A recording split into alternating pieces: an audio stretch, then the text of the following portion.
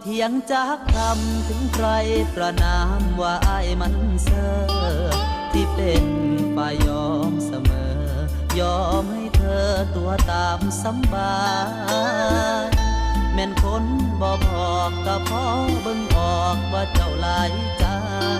แต่ที่ยอมให้เจ้าหลอกชายก็เพราะว่าใจอ้ายมันหักเจ้า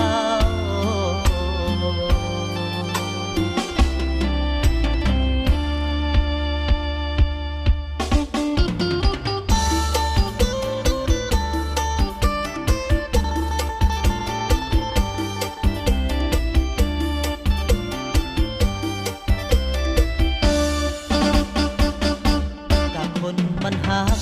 สิต้มกะหักสิตัวกะหัก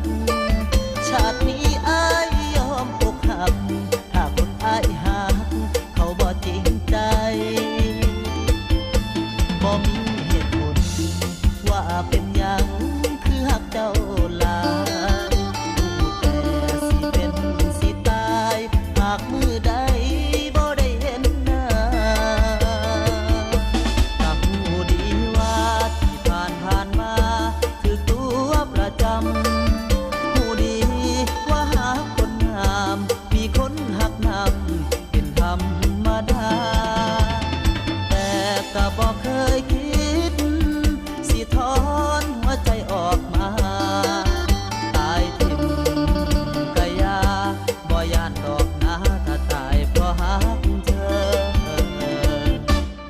ทำท่าเสื่อถึงสิ้นว่าเจ้าตัวคักทำท่าเสือถึงสิหูเสมอ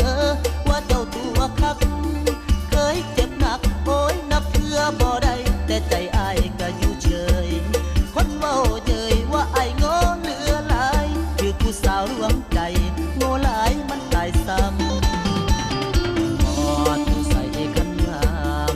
กะจำนำสอยมาดาวให้อยากได้ก็หาให้เพิ่นซื้อเครื่องบ่พอยังคอยซื้อบัตรเติมเงินทั้งที่หูว่าเพิ่นเติมเงินโทรหาผู้บ่าวหมู่ผู้ข่าวเคียดแทนอ้ายบักขนาดบอกอ้ายให้ยอมตัดขาดจากน้องไปมองสาวมาให้แต่อ้ายบอกเขาคำเดียวว่าเฮ็ดบ่ได้เทิงเว้าเทิงให้สุดท้ายก็ยอมให้ถูกตั้งใจอยู่หรือว่าตั้งใจตัวอิหยังก็แล้วแต่ตั้งใจอยู่หรือว่าตั้งใจตัวอิหยังก็แล้วแต่อ้ายบ่มีข้อแม้ย้อนแค่เจ้าสู่แนวมักเจ้าแล้วเป็นโทษไงขอหาหยังเป็นสิปราบหรือขังแล้วแต่นางสิลงโทษตัวโลดเชิญตัวอ้ายโลด